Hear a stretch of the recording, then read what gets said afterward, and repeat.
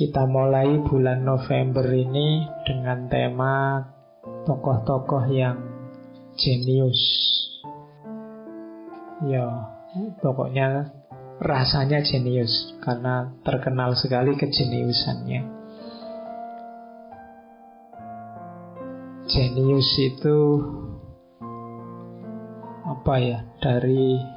Ada yang bilang itu serapan dari kata dasar jin. Jin yang banyak jadi terus jenius. Ya, karena istilah jenius itu kalau dalam bahasa Latin memang merujuk pada roh penjaga. Jadi kita kan nganggapnya kayak nek Islam itu ada orang yang menyebut pakai istilah jin korin. Roh penjaga ini dalam bahasa Latinnya namanya genius. Saya tidak tahu apa kata ini yang diserap sehingga orang yang sangat pointer itu terus kita sebut genius. Tapi dalam bahasa sehari-hari istilah genius kita pakai pada orang pertama, biasanya orang yang IQ-nya tinggi biasanya di atas 140 biasanya begitu. Tapi yang lebih populer istilah jenius itu dipakai pada orang yang sangat kreatif, yang mampu mencari solusi yang tidak terduga-duga. Orang lain sudah buntu, dia masih bisa punya banyak solusi, punya banyak tawaran yang di luar normal. Nah, itu terus kita menyebutnya seorang yang jenius.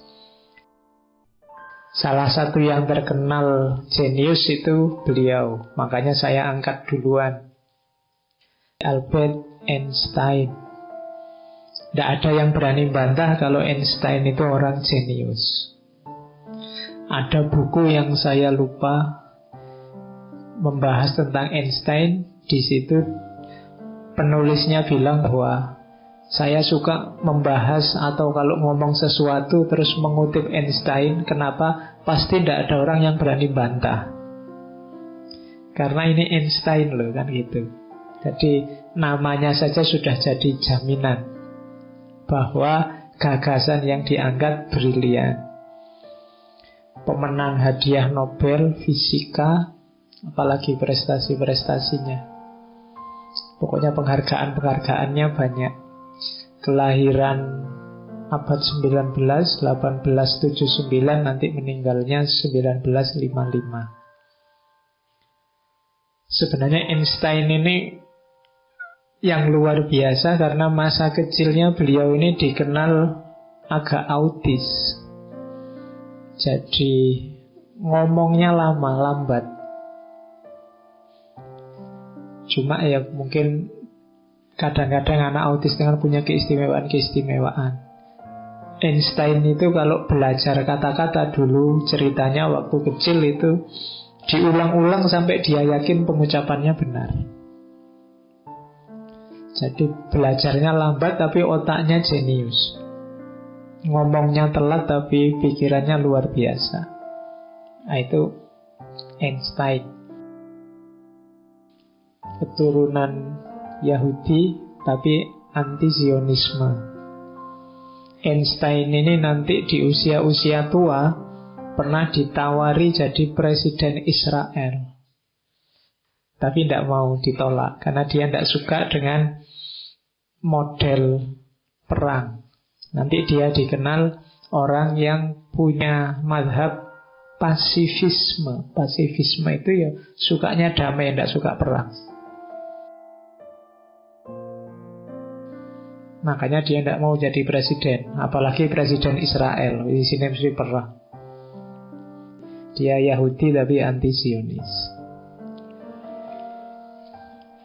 Yang jelas kontribusi paling besar dari seorang Einstein ada di ranah fisika.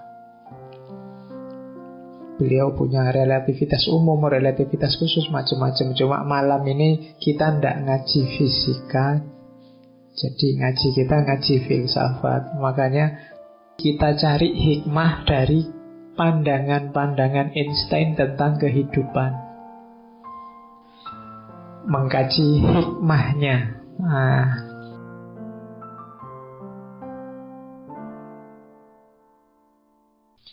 aku itu, katanya Einstein, kalau dilihat dari keturunan Yahudi, kalau dari warga negara Swiss, kalau dilihat dari casingnya, make up itu kan luarnya, human being, aku ini manusia.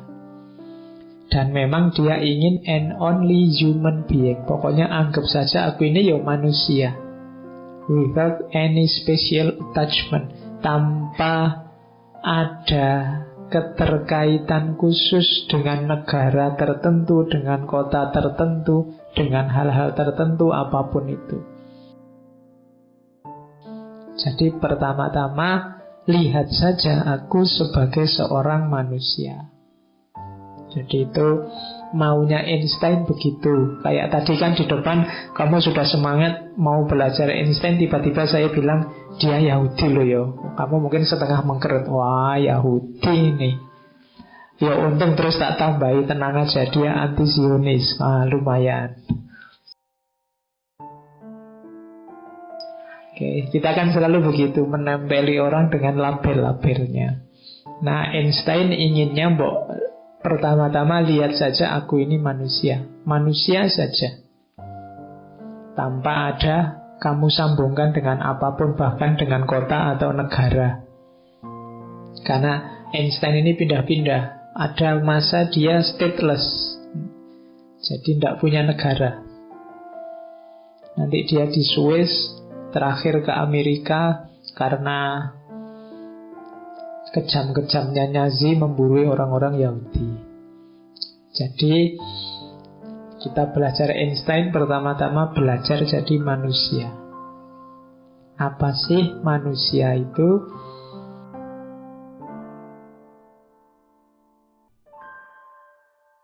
Katanya Einstein, manusia adalah bagian dari keseluruhan yang kita sebut sebagai alam semesta.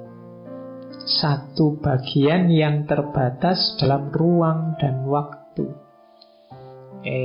Jadi pertama-tama menurut Einstein, kita ini tidak di atas alam semesta, tapi bagian dari alam semesta. Ini statement ini menarik karena biasanya orang modern itu merasa dirinya lebih tinggi dari alam semesta.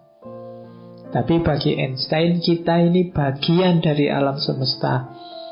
Sering para filosof itu menggambarkan kalau alam ini semacam jarum jam, semacam satu mesin besar, ya kita manusia ini salah satu bagian dari mesin itu. Kalau ini gambarannya kayak mesin kan, kalau satu mesin tidak fungsi, yang lain juga tidak fungsi semua. Kalau satu skrupnya rusak, yang lain juga ikut kacau. Maka jangan dikira angkara murkanya manusia itu efeknya hanya pada manusia. Jadi pikiran jahatmu, pikiran jelekmu jangan dikira hanya mengimbas pada dirimu. Karena kita ini bagian dari mesin besar alam semesta. Nah, terus gimana kalau manusia bagian dari alam semesta? Ia mengalami dirinya, pemikiran dan perasaannya sebagai sesuatu yang terpisah dari yang lain. Sejenis delusi dalam kesadarannya. Jadi manusia itu sering tidak sadar kalau dia bagian dari alam semesta. Manusia selalu merasa dirinya berbeda. Jangankan manusia dengan alam, manusia dengan manusia yang lain juga menganggap dirinya berbeda. Kalau aku ini, kalau kamu itu. Kalau aku kelompok ini, kalau kamu kan kelompok itu. Kalau aku aliran ini, kamu kan aliran itu. Itu kalau pakai kalimatnya Einstein ini delusi kesadaran.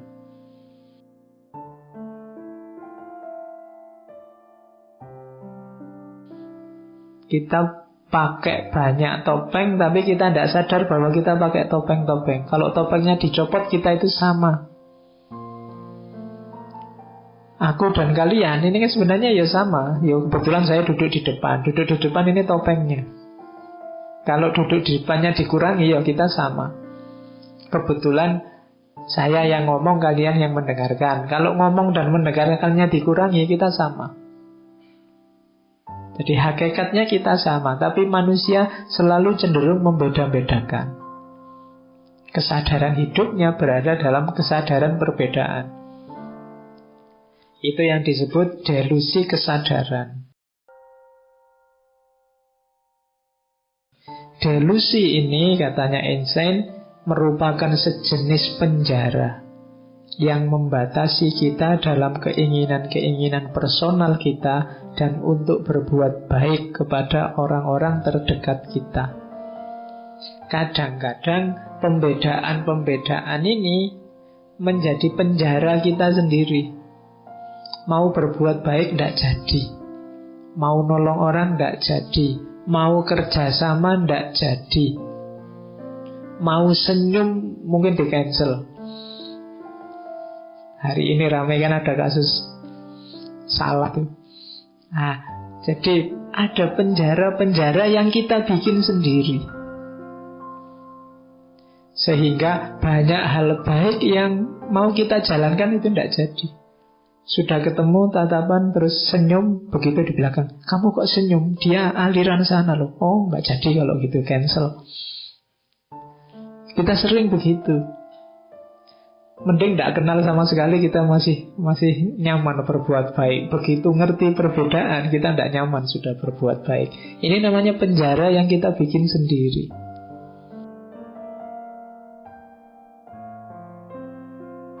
Delusi kesadaran kita. Berarti apa tugas manusia itu? Katanya Einstein, tugas kita harusnya kita membebaskan diri kita dari penjara ini dengan cara memperluas lingkaran kasih sayang sesama manusia, memeluk semua makhluk dan seluruh alam semesta dalam keindahannya. Kalau kita bisa akrab dengan siapa saja dan apa saja, saling menyayangi, saling mengasihi, hidup ini indah. Hanya saja ternyata kesadaran kita, kesadaran delusi.